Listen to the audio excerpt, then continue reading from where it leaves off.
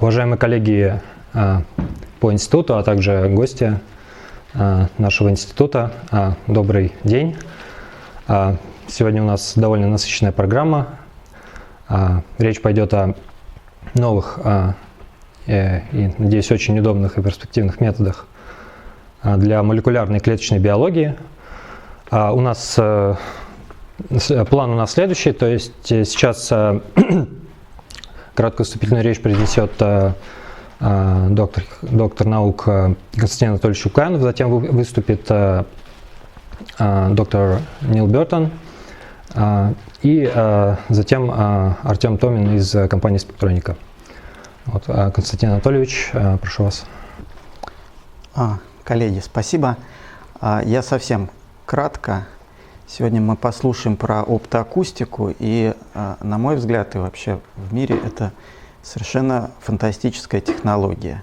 С точки зрения биолога она по-всякому фантастическая, потому что это фактически слышание света, наоборот, когда организм облучается светом, а детектируете вы ультразвук после этого. И когда я первый раз про это услышал, мне показалось, что это какая-то вообще полная несостыковка и вообще непонятно что. Но эта технология совершенно удивительная. Она, кроме своих принципов, она дает еще массу полезного информации. Получается на несколько сантиметров вглубь просвечивать живые организмы, включая человека, и смотреть и без красок, и с красителями специальными, и получать и структурную, и функциональную информацию. Я думаю, сейчас все про это будет подробный доклад. Вот. И Neal Burton — это известный специалист в этой области, много публикаций в ведущих журналах. Вот в Science Translational Medicine вышла только что статья полгода назад. И все это как бы передовой край этой науки, которая до сих пор очень сильно развивается. Все это было изобретено не так давно, и технологический прогресс здесь очень существенный в последние годы. Стали появляться коммерческие системы, в том числе вот компании, которая представляет Neal. И это может быть даже самая, наверное, лучшая система на сегодняшний день. Они пока очень дорогие, нам сложно это покупать, но все равно хочется, но, может быть, они в будущем будут дешевле, или у нас денег много появится, посмотрим. Вот. В любом случае полезно про это знать, я думаю, по крайней мере, как некий потенциал, который можно использовать в том или ином виде. Ну и вот потом Артём Томин выступит и уже про тоже замечательную технологию компьютер-томографии расскажет, которая вот для in-vivo имиджинга совершенно незаменима. Спасибо. Okay, thank you for the invitation to come here today to talk to you about optoacoustic tomography. The purpose of the presentation would be twofold. One, to educate about how the technology works, but then also to educate about what the technology can be used for. So I'll be showing some examples of published research and a bit of unpublished research using this technology, mostly in mouse models, but I think, as I heard during the introduction, this can also be used in larger animals as well as in people. So, over time, molecular imaging or imaging in general has evolved. Originally, we had access to purely anatomical information with X-ray. We then developed the opportunity to look at functional information as well with ultrasound, CT, and MR, and as well as with PET. And then in the last couple of decades with PET and also with optical imaging, we've had the ability to look at molecular information in vivo as well. With optoacoustics, with the image that you can see in the lower right, we can combine these different kinds of information into a single image. So what we're seeing there, and we'll see it again in a few slides when I explain it in more detail, but this is a cross-sectional image of a mouse where in grayscale we see the anatomy of the mouse, we see the boundaries of the mouse, and in green we can overlay the contrast from an injected contrast agent so that we can see the distribution, giving us some molecular information as well. What kind of information can be acquired with optoacoustic tomography? I should say as well, throughout the presentation, I'll be using the word MSOT, that stands for multispectral optoacoustic tomography, and I say MSOT for short. But we can get anatomical information. This is through the optical absorption of tissue. This is driven mostly by hemoglobin, but could also be driven by melanin present in the skin. We can also gather functional information, and this is through perfusion of injected contrast agents. So in the case of a tumor, some parts may be well perfused, some parts poorly perfused, but we can also differentiate oxygenated and deoxygenated hemoglobin, so we can get a functional metric of oxygenation in tissue as well.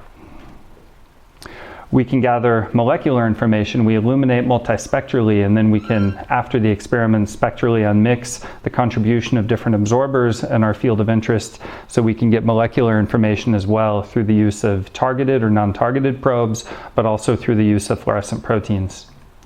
And then finally, we acquire information very quickly, so we can also gather pharmacokinetic data. And by scanning multiple cross-sections throughout either a mouse or man, we can also get biodistribution information as well. So how was the technology discovered? This was actually discovered a long time ago, in 1881 by Alexander Graham Bell. He published this experiment in Science way back then. But he had a very simple setup where on a desk he had a rapidly spinning wheel that would allow a mirror to transmit sunlight through this wheel and make pulsed light. This pulsed light was then aimed at a person with a hearing tube in his ear, and in the middle of this hearing tube was a very strongly absorbing substance. So light was coming in, and pulsed light was aimed at this person, and they could actually hear different tones of sound based on the intensity of the light coming in. So he called that at the time he called that the photoacoustic effect. In the field we also use the term optoacoustic. It means the same thing. But it wasn't until about 100 years later that we had the development of adequate lasers, sensitive ultrasound technology, data acquisition, electronics, that would really allow this to be translated into a viable imaging device. How does it work on the molecular level? Well, first we illuminate with different pulses of light. So each arrow here would represent a discrete wavelength of light. Typically we use a laser in the near infrared to maximize tissue penetration. But this light is then sequentially illuminated. We use this to illuminate a sample. The light is absorbed by a molecule, so whatever we can see has to absorb the light. And this molecule then becomes excited. And when it relaxes, if it's fluorescent, it can give off a photon that can be seen by fluorescence. But that's not the part that we see with optoacoustics. Rather, we see the absorption event itself. So when the molecule relaxes, it can give off a small amount of heat. And that makes a pressure wave, and that can be detected as a sound. It's not a lot of heat. It makes a temperature increase in the millikelvin range. So this is barely detectable in biological tissue. But for each light pulse that's taken into the molecule, we see a single image that represents the photoacoustic amplitude in that cross-section. So with 5 wavelengths that come in, we would get 5 discrete grayscale images that would represent the intensity at different wavelengths. And then we would analyze that stack of images pixel by pixel to see how the amplitude varies across different wavelengths, and we would model the contribution of things that we know that are in the tissue, such as blood, and things that might be in the tissue, like an injected contrast agent, and then use that information, which we call spectral unmixing, to overlay on a single one of those grayscale images the molecular information that we've modeled after the experiment. So the unique ability for MSOT is to visualize and quantify chromophore distribution at high spatial and temporal resolution in deep tissue. When I say high spatial resolution, depends on the kinds of detectors that are in this array. So this array could have up to 512 individual ultrasound transducers, and we typically use 5 megahertz transducers in this array, which gives us an in-plane resolution in the very center of our image of 150 microns. So as compared to optical imaging, this is very high resolution at depth. If anybody has any questions, by the way, please don't hesitate to interrupt me. It might be easier than waiting until the end. So not only can we acquire optoacoustic information where we have light in and sound coming out, but it's possible to also use our array to acquire active ultrasound to get the traditional kind of ultrasound imaging that people are used to. So we add a few components to our system. This diagram here shows how the imaging works, where the animal is translated through the imaging plane, very similar to what you would find in an MRI or CT or PET. We then acquire either an ultrasound image or a photoacoustic image, and we interleave the acquisition. So at a very high temporal resolution, we can then get these ultrasound images as well, and then we can display the photoacoustic information either as the spectral components, so shown here in blue would be deoxyhemoglobin and red oxyhemoglobin, and we can overlay that either onto an optoacoustic image or an ultrasound image, depending on the kind of contrast that one might be interested in. What kind of things can we see with optoacoustic? It depends on the kind of light that you use to excite the tissue. So as I said earlier, we like to try to maximize light penetration into tissue. We therefore work in the near infrared with the laser that operates at discrete wavelengths. It's tunable in the range of 680 to 980 nanometers. That's the standard laser that we use.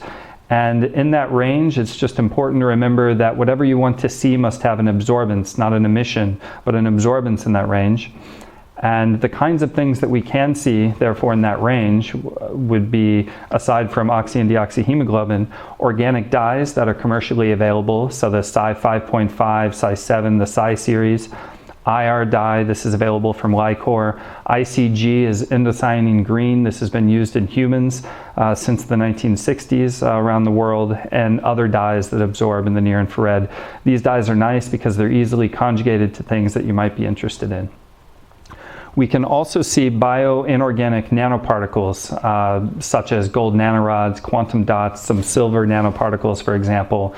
These can be seen as well. They typically don't fluoresce, so they're a little harder to look at in post-processing. A lot of the experiments that I'll show today we validate with fluorescence. But we can also see transgenic reporters using this range. We can't see the proteins that people are normally used to seeing, such as GFP or mCherry, if we use this range, but rather we can see IRFP. This has an absorption maximum at 692 for the first mutant that was published, and the later ones are a bit higher, even 710, 712.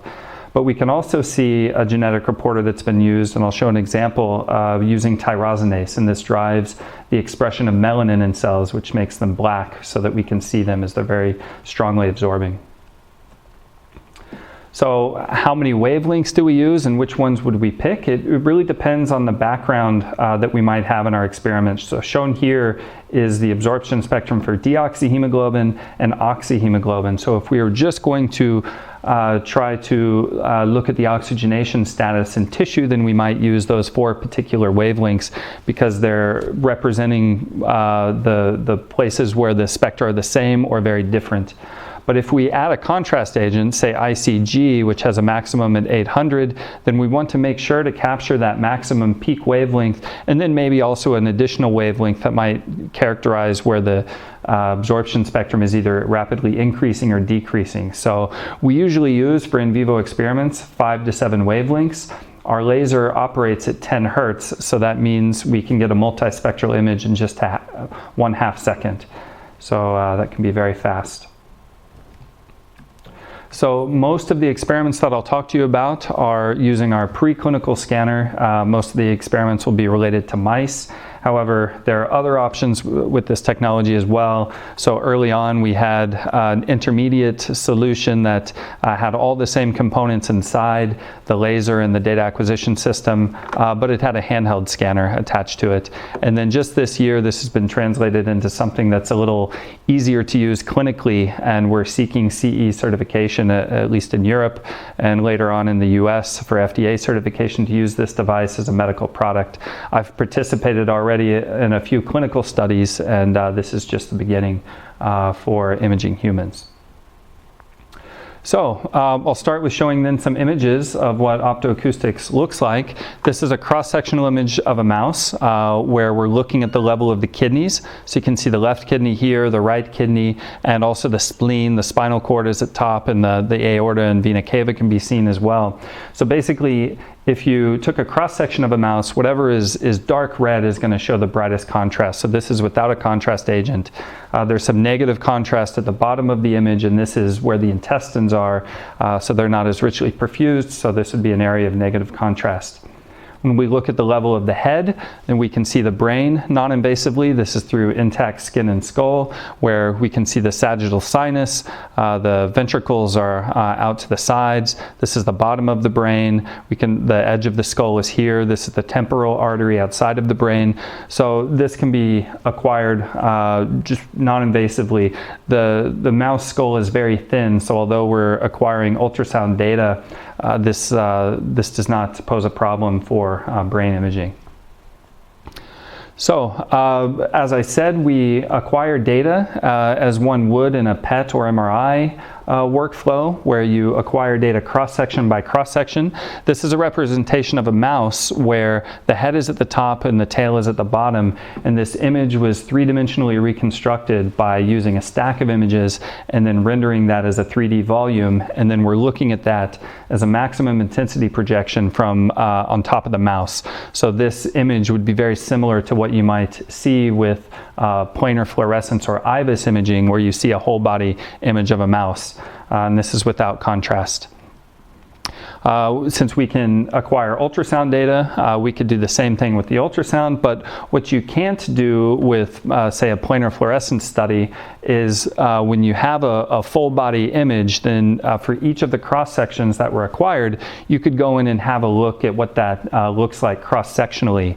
And you could identify, either with the ultrasound or the optoacoustics, you can identify landmarks throughout the body, so you know exactly where you're imaging. And this is just a naive mouse, but you could certainly add to that the injection of a contrast agent, which I'll show in just a moment. Then I would compare that to what the anatomy looks like at these different cross sections. And as I said, whatever in the optoacoustics, whatever is very dark red in these cryoslice images, so these are just photographs of a frozen mouse, whatever is dark red is producing the optoacoustic contrast.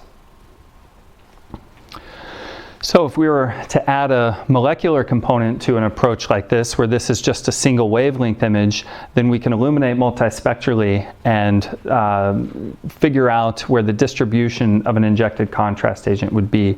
In this particular experiment, a probe that would bind to brown adipose tissue was injected into the mouse. Most of the probe, as you can see, went to the liver here in the middle, but also the brown adipose tissue between the liver and the head also showed increased signal after injection.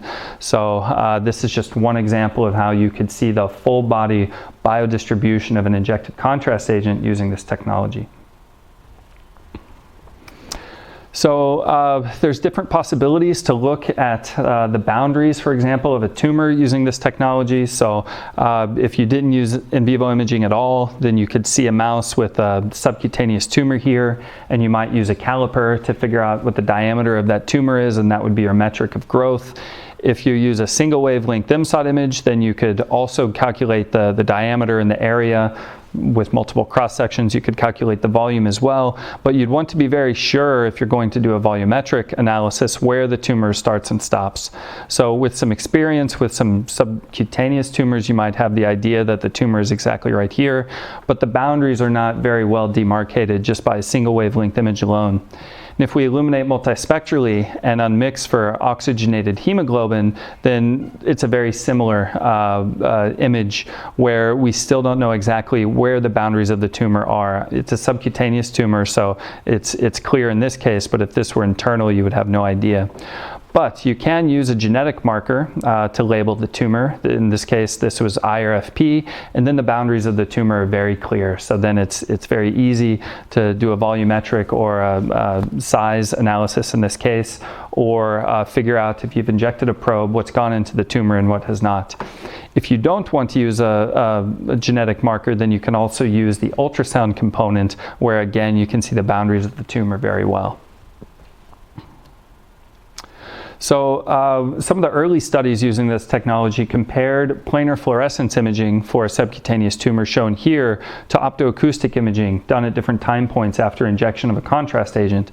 ICG was injected in this case, and it's not targeted to the tumor but would accumulate in the tumor due to leaky vasculature through the EPR effect. So at the 24-hour time point, a picture was taken of the fluorescence, and it looks like the probe was accumulating to a very high degree in the tumor, and that it might be homogeneously distributed throughout the tumor. But if you have a cross-sectional view of the tumor, then you can see in this case with the optoacoustics, you can see that the real signal is limited just to the periphery of this tumor, where you wouldn't get that information from a planar approach. And when you look at the oxy and deoxyhemoglobin images shown here at left, or the cryoslice image taken after the animal was sacrificed, then you get an idea why this might have been the case, because the center of this tumor is very hypoxic and is, as you can see from this image, is likely beginning necrosis, so it's not well perfused. It's not going to be gaining a lot of ICG after injection. So this planar fluorescence image is very misleading, but with the non-invasive optoacoustic measurement, you'd have a better idea what the status of the tumor is. So that was an example where we look at the whole tumor and get an idea of what's going on, but it's also possible to use this technology with its high sampling rate to do parametric analyses. So you could draw a region of interest around an entire tumor and draw a curve where you see a probe coming in and going out, and you can model that and get some idea of the rate constants, and that is helpful, and you can do that with a very high temporal resolution. But what you can do that's, I think, a bit more interesting with this technology is do that same kind of analysis but on a pixel by pixel basis. So these are parametric maps where the analysis was restricted just to the tumor, which shows the maximum concentration on a pixel by pixel basis as pseudocolor on top of a grayscale image, where the yellow and white pixels represent the very high concentration that was reached during the study, and the red and black indicate very low. So if you look at that image, you can see that there are likely some blood vessels that were feeding the tumor, and that the middle of the tumor was far less perfused. As a second parametric map, you can also look at the time at which this maximum concentration was reached and plot that as a pseudocolor image, where in blue you see very early maximum concentration, and red you see very late. So these two images are telling you a story about tumor heterogeneity, where you really couldn't get that kind of information by planar fluorescence. This is done in MRI as well, but with a lot more infrastructure and cost. So this can be done with optoacoustics. But what you get in addition to these parametric maps, you would also get the distribution of oxy and deoxyhemoglobin, so you could confirm that these things that were peaking very early with high concentrations were indeed blood vessels, and that the middle of this tumor is hypoxic, which probably explains why it's also not very well perfused. So you can get that kind of functional and molecular information together in a single experiment without having to do any invasive measurements. So this is an example that one of our customers imaged of a renal carcinoma tumor that was implanted on the leg. They displayed their data in three different ways. One, by separating out the deoxyhemoglobin and the oxyhemoglobin. They were also interested in tumor heterogeneity, so it was interesting for them that part of this tumor was relatively more hypoxic than the rest. But these images are displayed as a maximum intensity projection, so a stack of images compressed into a single 2D image. But it's also possible to render that stack of images as a three-dimensional video, so that you have more of an idea what the distribution of those vessels could be like. Alternatively, they could combine these two blood metrics into a saturation image, so oxygenated hemoglobin divided by total hemoglobin, and display that as a single image, either on top of a grayscale image or in a white image for better contrast, and that probably does the best job of showing the hypoxic region of the tumor. So there's different ways to display the data, but it's all showing you functional information about the tumor. This was a study recently done by one of our customers in Cambridge, where they were looking at the difference between small tumors and bigger tumors. As the tumors progressed, then they had different vasculature and different patterns of vascularity, and they would challenge these animals with these tumors with a different oxygenation study, where they would give the animal 20% oxygen or 100% oxygen and see how the tissue responds. And as you can see here, this is a normal blood vessel. This is an early stage tumor that was small, and this is a late stage tumor that was very large. So as the tumor gets very large, then the vasculature is less responsive to changes in oxygenation, and that for them is just the beginning of what they want to study with oxygenation with optoacoustics.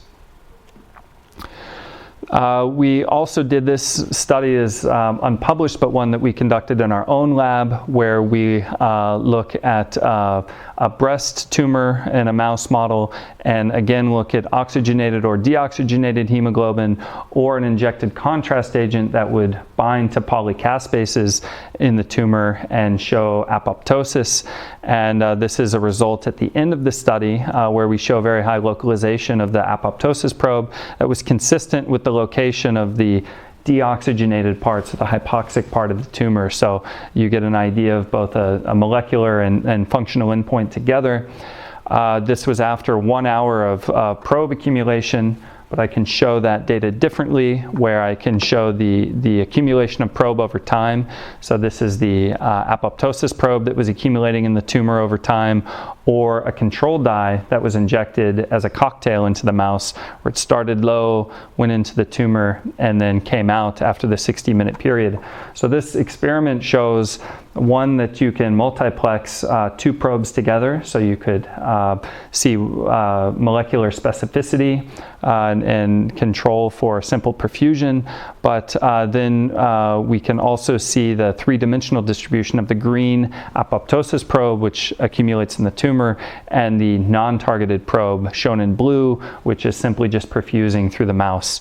We sectioned the mouse and looked multispectrally after euthanasia to confirm that this was the true distribution of probes in the mouse, and indeed the apoptosis probe was highly localized to the tumor. Some of the users who are in Singapore are very interested in imaging nanoparticles that they make. They're very interested in looking at the biodistribution, different organs throughout the mouse, as well as the accumulation in tumors. These particular particles are what they call conjugated polymers that have a ligand that would bind to folate, and this would therefore then bind to the tumor. So they show this both with their folate CP dots and their control dots, which showed no accumulation, and then they compare the tumor targeting for their targeted and non-targeted probe here, as well as the distribution in different organs of the folate probe.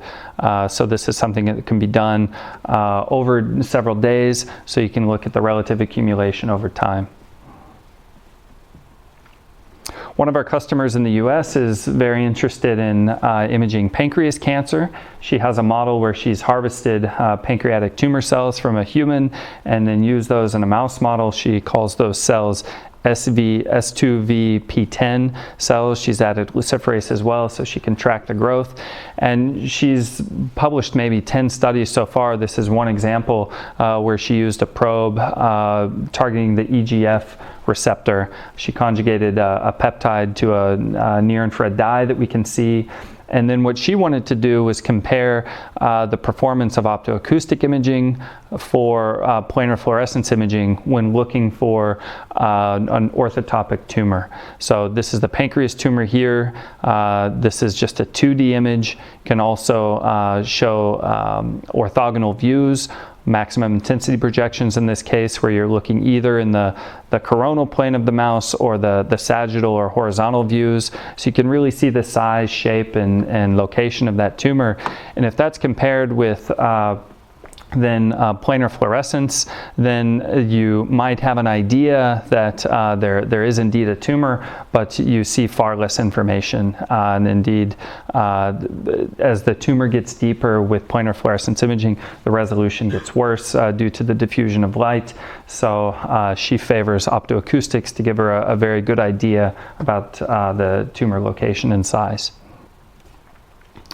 We've also looked at the ability to track macrophages throughout the mouse. In this case, we took two approaches. On the left, we harvested or grew macrophages in a dish and then labeled those with a lipophilic near-infrared dye that would go into the membrane of these macrophages. We then injected those into a mouse bearing a tumor, as we can see here, and then illuminated multispectrally and looked for those macrophages. And indeed, we could see those going to the tumor and to the part of the tumor that's actually well perfused, which is how the particles or the cells got there. We could quantify an increase in signal over time. Alternatively, through our partners in Singapore, they've got a molecular probe, a small molecule that binds to macrophages, or actually is phagocytosed by macrophages, and they did a similar experiment, but with an injectable probe, that they could see accumulation of this probe in the macrophages within the tumor. As I said earlier, it's possible as well to use different kinds of genetic markers. In this case, vaccinia virus was used to deliver tyrosinase to a growing tumor to increase the expression of melanin so that the melanin could be seen by optoacoustics. What we see here is an animal injected with a control vaccinia virus with no tyrosinase construct, and there was no enhanced contrast. Alternatively, animals got the tyrosinase containing vaccinia virus. The vaccinia virus, it's an oncolytic virus. It's going to go to a tumor. It doesn't get expressed all around the tumor, but where it does get expressed, then it would turn parts of the tumor black, as you can see in this color photo. And whatever is turning black then could be detected by optoacoustics. So they were actually interested in this paper in tracking therapy, but this was a proof of principle that tyrosinase or melanin could be used for a contrast agent. And this was 3 years ago, but this was when we started to think about imaging melanomas as well. And this was right around the time our melanoma study started. And we just published that last year as a clinical study, as was mentioned at the beginning. Due to our use of active ultrasound, we can also see microbubbles in addition to our optoacoustic contrast agents. So in this particular study, we look at the increased contrast in a tumor after the injection of microbubbles. Alternatively, we can compare two kinds of microbubbles, one that's non-targeted at the top or targeted at the bottom, where you can see the pseudocolor is lasting longer, and this can be quantified in the graph in B so that you could see enhanced retention in the tumor by the targeted microbubbles. Just recently, one of our customers in China published with a molecular probe with a nanoparticle that targets atherosclerotic plaques, in this case in ApoE mice, that would spontaneously develop plaques on their aorta. And they characterized their nanoparticles, which were pegylated nanoparticles that were conjugated with ICG, and I believe they were silver sulfide nanoparticles. They injected those into a mouse, in the ApoE mice, and they could see accumulation in the aorta in these mice, maybe seen better in this particular image. Then they quantified the accumulation over time and validated that ex vivo with a staining method that would stain the plaques, and found that this pattern of distribution, where you see an enhancement here in the middle of the aorta, was very similar to what they saw in vivo non-invasively. We've also looked at the ability to image in the brain with molecular probes. This is a study I participated in, where I injected a molecular probe into the third ventricle of a mouse. This probe then diffused into the lateral ventricles, as well as the third ventricle at the bottom of the mouse. We then imaged this non-invasively, and the distribution that we could see through intact skin and skull was exactly the same as the distribution of fluorescence that we could see afterwards, which would tell us that if you had a molecular probe that went to a particular part of the brain, that the high 150 micron resolution is high enough to see discrete brain structures in the mouse. We've also looked at the ability to image IRFP in the mouse and compared that to planar fluorescence. So this is a U87 glioblastoma that we grew, and in grayscale here we're seeing just a single wavelength. In the pseudocolor then we can see the three-dimensional distribution of the growing tumor. And we would compare that to the planar fluorescence, which would more or less tell us that there was a tumor, yes, no, but we wouldn't have any idea about the size, shape, or location. But the optoacoustic image, this is the one that most closely represented what we could see with ex vivo validation in terms of size, shape, and location. This technology has been used by the founders of our company. They're at an academic institute in Munich at the Institute for Biological and Medical Imaging at the Helmholtz Center.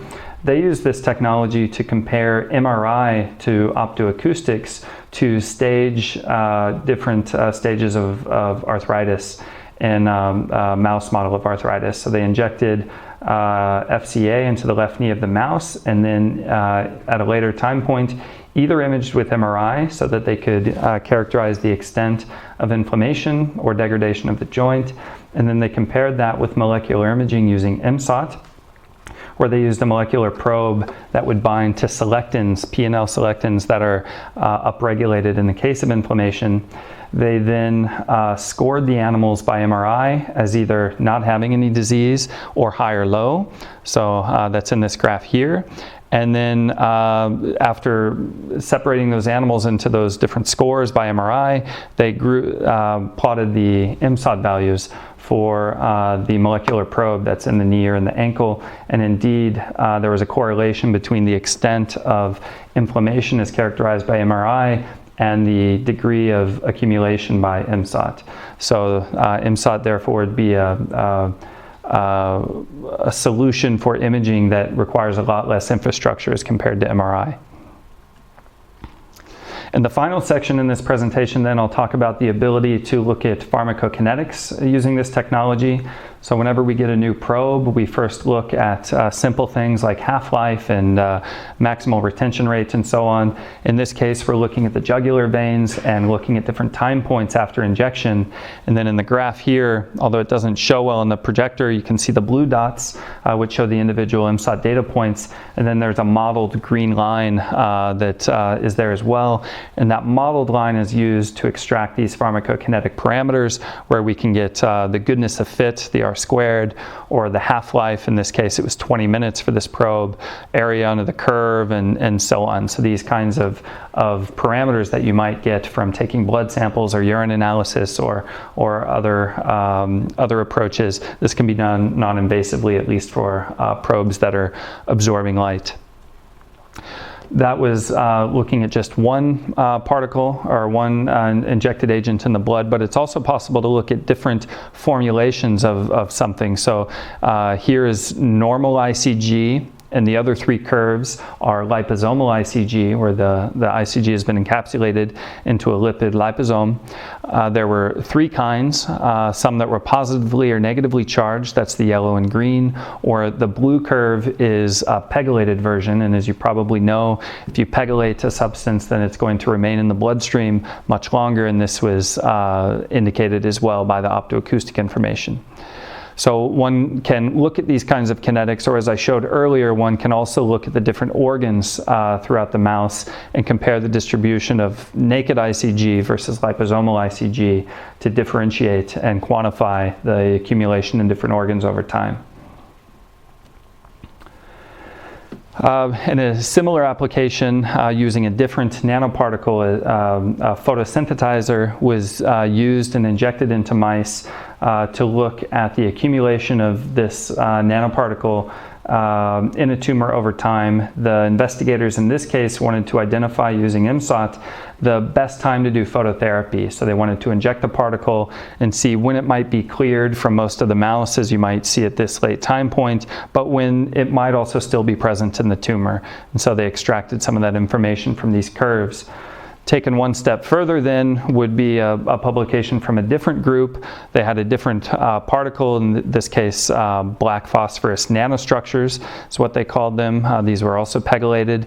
The step further that they went was as they also looked at the distribution and ideal time points for accumulation in the tumor and different organs. As you can see, the accumulation here in the tumor. But then they went the next step and did the phototherapy as well. And these are Kaplan-Meier curves showing the incidence of the death rate in this tumor model, and with the phototherapy they see virtually a curing of the cancer in these mice, and they were able to do that by figuring out the best time using MSOT to do the phototherapy. And this was published just this year in Biomaterials.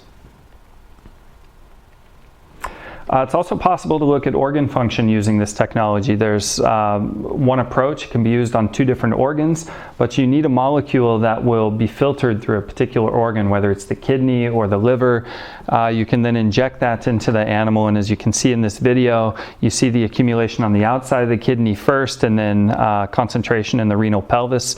It's consistent with how filtration works. You can then draw a region of interest around different parts of the kidney, whether it's the outside or the inside, and that's what's giving rise to these two curves. This is the cortex and the renal pelvis. So you can quantify how the kidney is excreted through the kidney. So this is something you could never do with planar fluorescence, because you might be able to see with a planar image that something is or might be going to the kidney, although other tissues may block your view. But with a cross-sectional image, you can not only see the kidney very well, but you can divide it into functional parts as well, particularly the renal cortex and the renal medulla. So this is a study that I was involved in 2012, where we just showed a proof of principle, but in a more interesting application last year. The slide will advance. Some investigators use this in a model of toxicity, where this is the video they published. It's very fast, but they compare either a control mouse to a mouse that got adriamycin.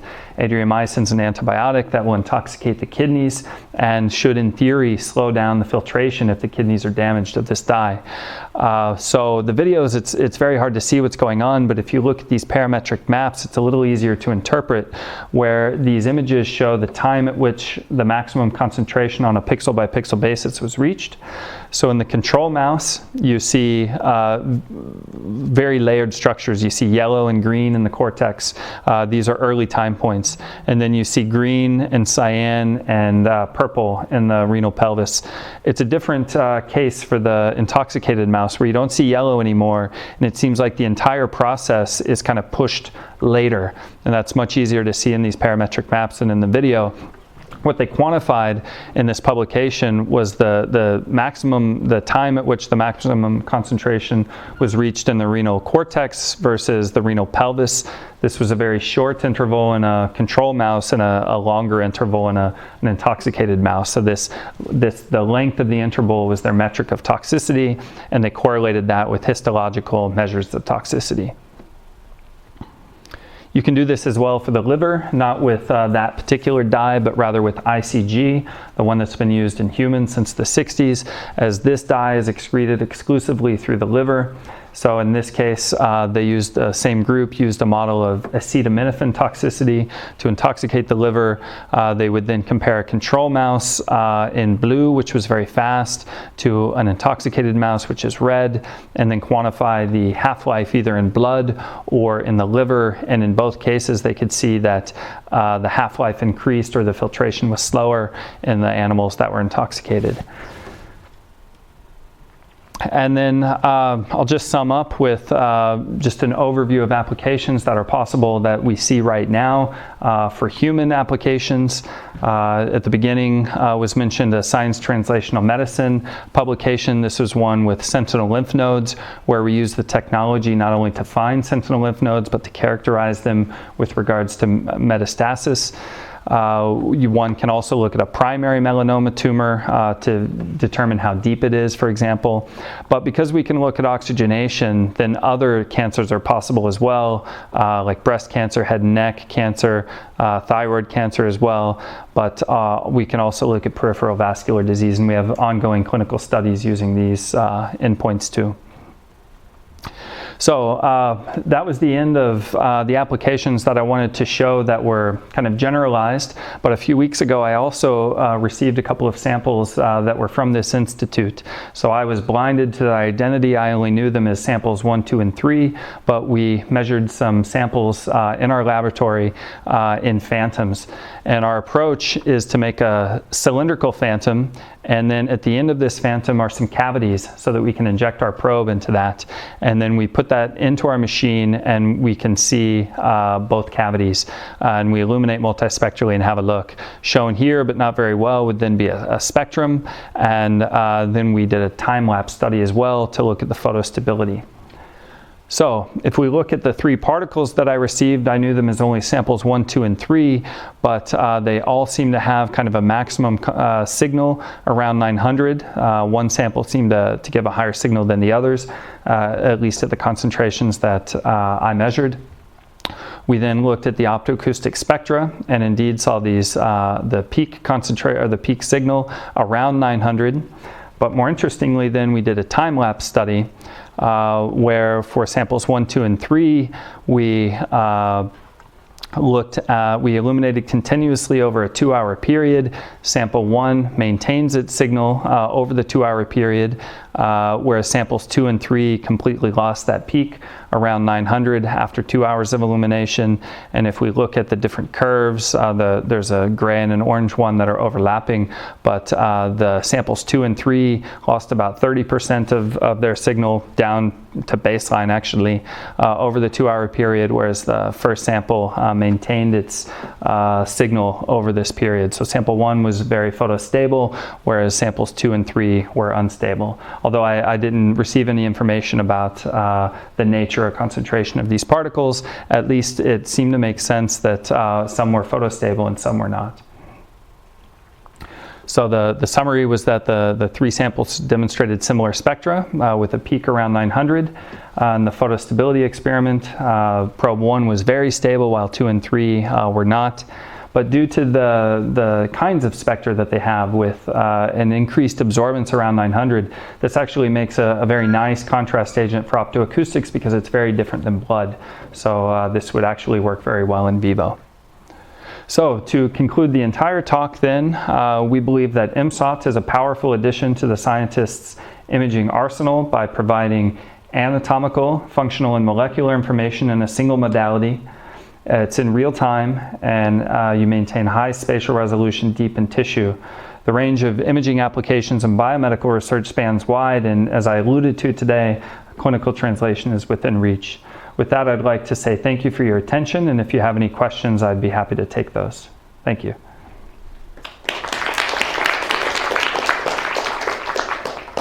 I do have a question. Sure.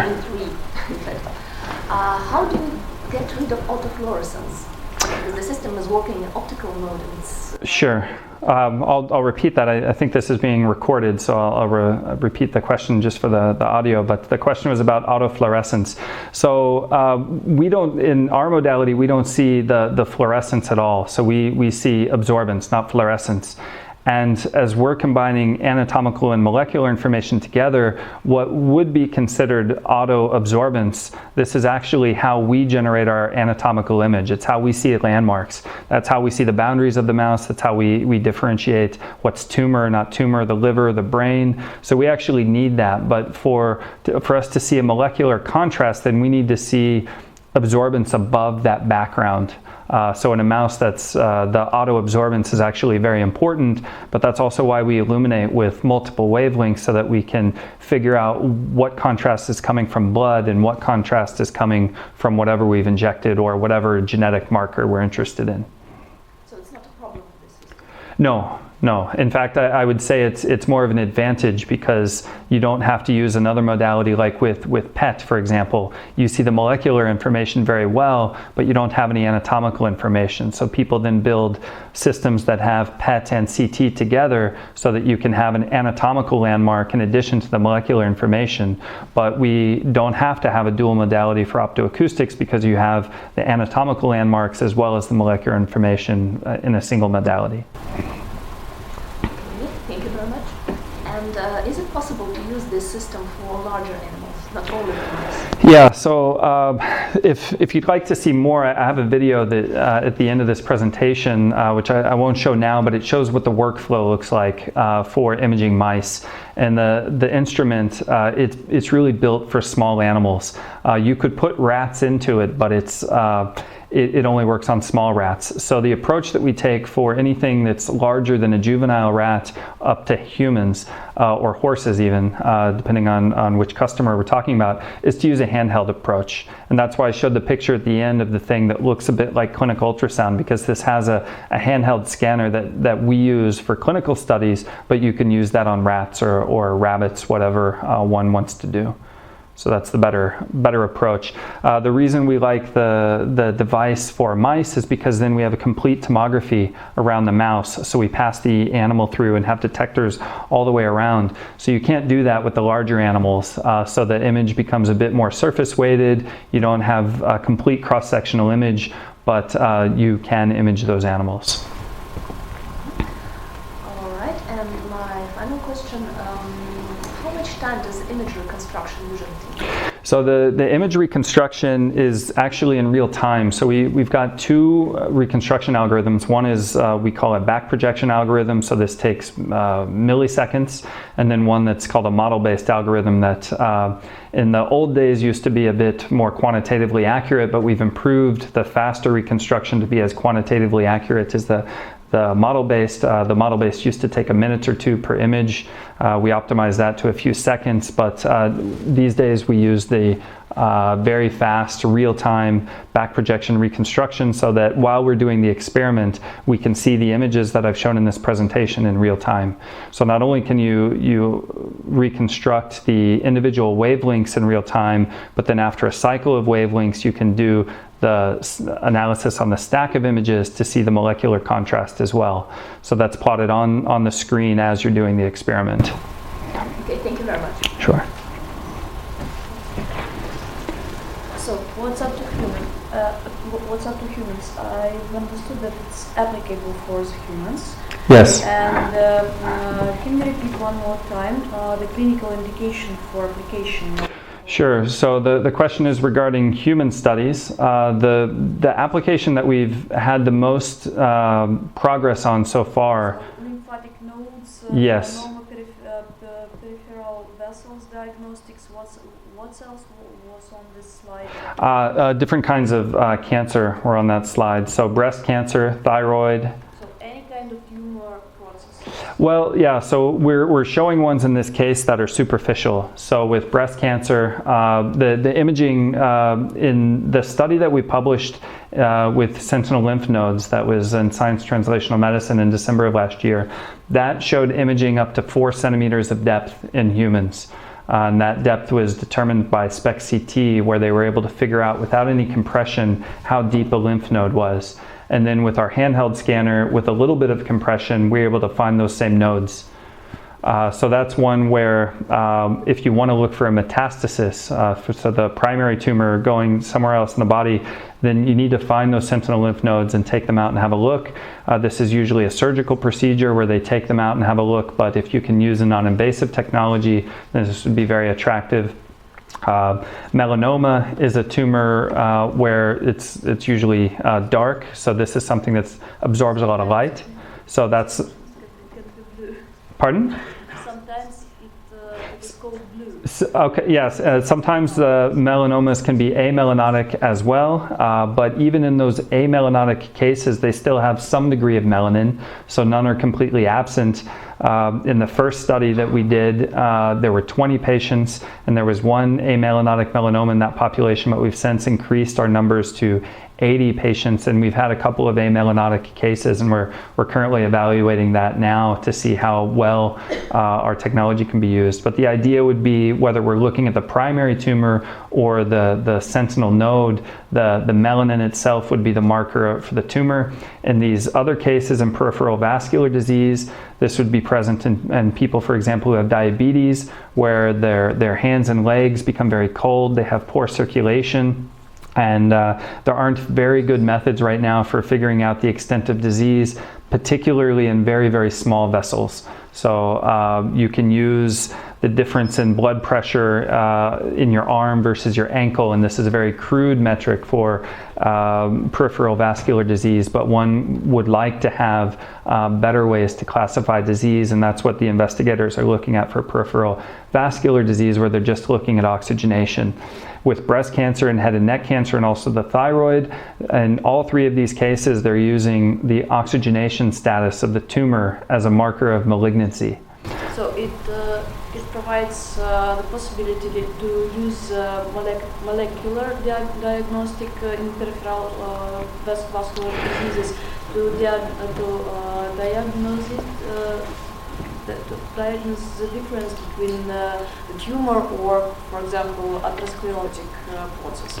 Well, so the atherosclerosis, this would be something that probably comes a bit later. What they're working on now with peripheral vascular disease is just looking at a change in oxygenation in very small vessels. So with Doppler ultrasound, you can look at large vessels that are maybe a centimeter or a half centimeter maybe. But with optoacoustics, you could see very small vasculature. With the probes they were using, they could see small vessels that were 100 microns or smaller, and no other modality would be able to tell you what the oxygenation was in those very small vessels. So that was their simple approach so far, but they're really just getting started. In the case of the cancers, then yes, they would also look at the oxygenation status in those tumors, and if there's more deoxyhemoglobin, for example, then the literature so far says this is a higher probability that that tumor could be metastatic or active. And so those are the approaches people are using now. So there aren't any so far molecular probes that are optical that are clinically approved. There's some very small scale studies where people might put a fluorophore on an antibody and then do molecular imaging in that tumor, but these are very small clinical trials so far. There's only a couple of those worldwide that I know of. Thank you.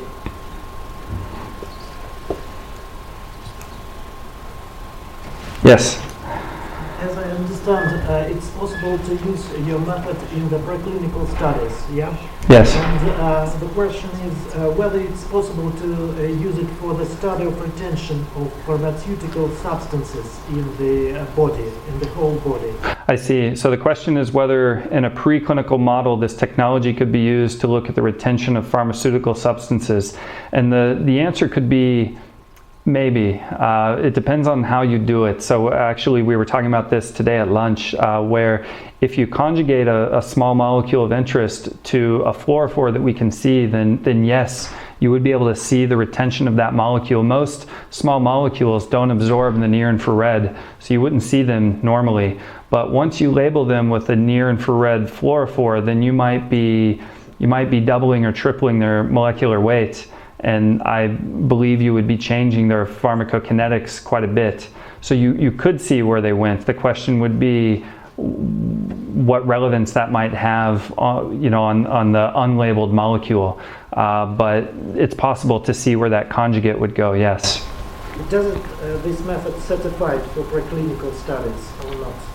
Is it certified? Well, it's certified as a device in Europe as well as the U.S. But it's if the question is whether a pharmaceutical company would use this for their toxicity studies and whether that would be accepted by a regulatory body, the question is, or the answer would be probably not yet, at least not for the end product where they need to turn in those studies. But the pharma companies that I've talked to and the people that I know they're interested in finding less expensive ways to rule out substances than their traditional methods. And so I think this technology would fit in that regard, and maybe in the meantime gather enough evidence to convince a regulatory body that it could be used. But that's how it's been discussed so far, is to rapidly eliminate poor candidates where you wouldn't have to turn in that data in any case. Thank you.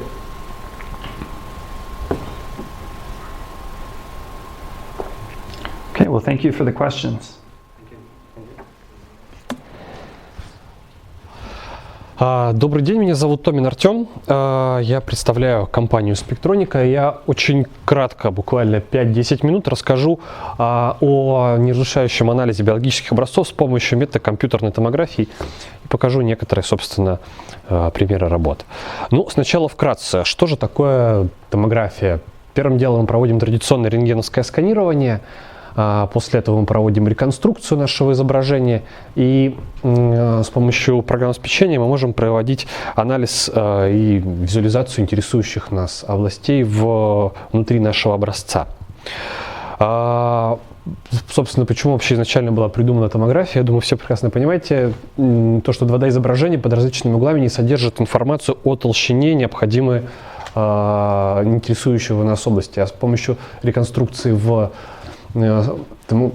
скажем так, в томографическом срезе мы можем изучать интересующий нас образец со всех сторон. Исследование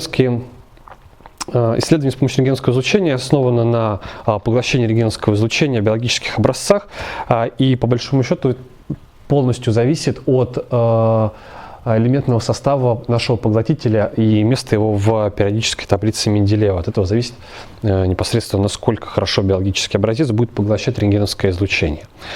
Биологические ткани, которые являются естественными контрастами, очень хорошими для рентгеновского излучения, это костная ткань, это мышечная ткань, это жировая ткань и это легкие, поскольку очень большой контраст между непосредственно легким и воздухом. Ну, здесь приведен небольшой пример, как это выглядит реконструкция легкого с помощью компьютерной томографии.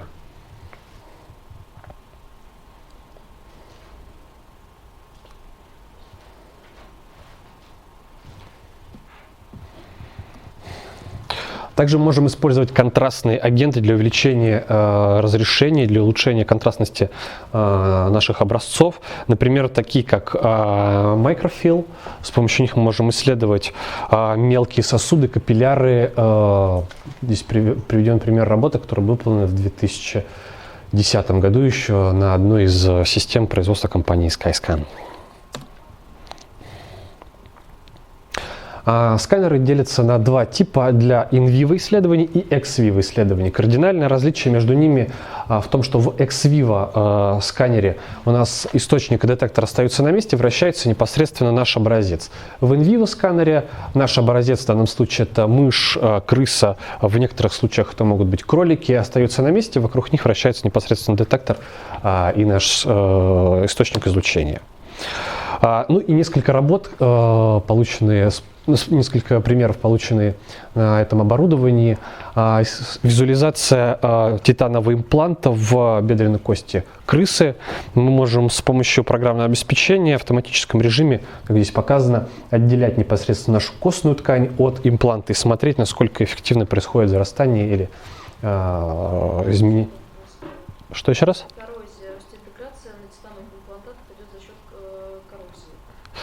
Спасибо. Можно исследовать биологические материалы. Здесь приведен пример. Биоразлагаемая пена, которую использовали в Амстердаме. Получали образцы. Необходимо было посмотреть непосредственно вглубь наш образец, как его структура выглядит, не разрушая его при этом, поскольку довольно хрупкая была структура. На данном слайде показаны два скаффолда. Первый у нас это костнообразный скаффолд, который его хорошо здесь видно за счет того, что его плотность значительно выше костной ткани, поэтому очень хорошо мы можем отслеживать со временем, как происходит, собственно, распределение в нем, то есть начинается ли рост клеток, не начинается. И здесь на этом, прошу прощения, так называемый костный цемент, у нас тоже виден более такими темными пятнами, которые можем смотреть, как происходит изменение в костной ткани со временем. То есть здесь эксперимент длился порядка 12 недель. Можно исследовать непосредственно в 3D сами скаффолды. Здесь приведено у нас два примера, два различных скаффолда. И есть программное обеспечение, которое позволяет анализировать, как клетки могут проходить сквозь скаффолд. По большому счету, после реконструкции в 3D нашего скаффолда помещается там виртуальный шарик в виде нашей клеточки, смотрит, куда этот шарик может попасть, чтобы понять вообще, сможем ли в этом скаффолде мы получать какие-то нормальные наши результаты.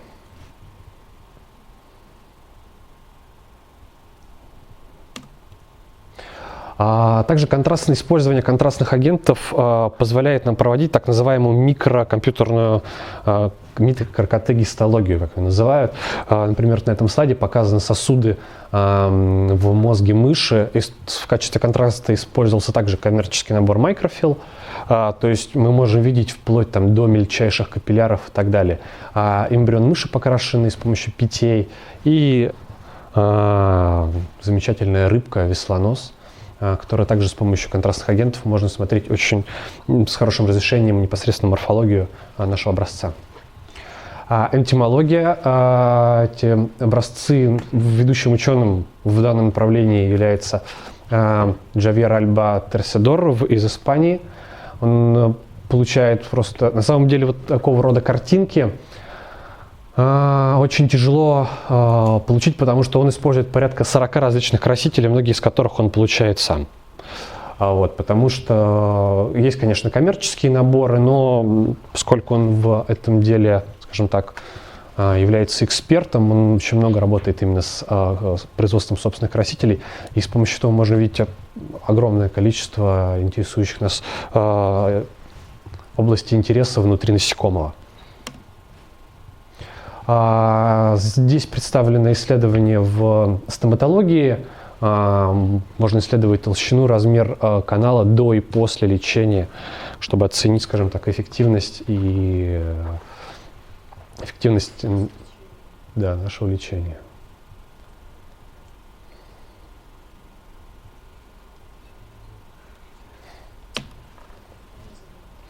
Также используется в исследовании продуктов питания. Здесь у нас представлено яблоко, да, и было заказано исследование отсканировать сникерс.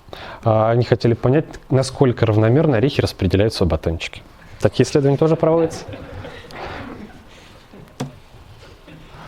Ну и подводя итог, с помощью технологии микрокомпьютерной томографии можно исследовать довольно большое количество естественных контрастов: кости, мышцы, жир, легкие, печень, селезенка. Можно отслеживать васкуляризацию, сосуды, сердцебиение. Можно смотреть работу почек, используя красители, можно смотреть и функциональную работу почек, исследовать кишечник и, естественно, работу с мочевым пузырем. Благодарю за внимание.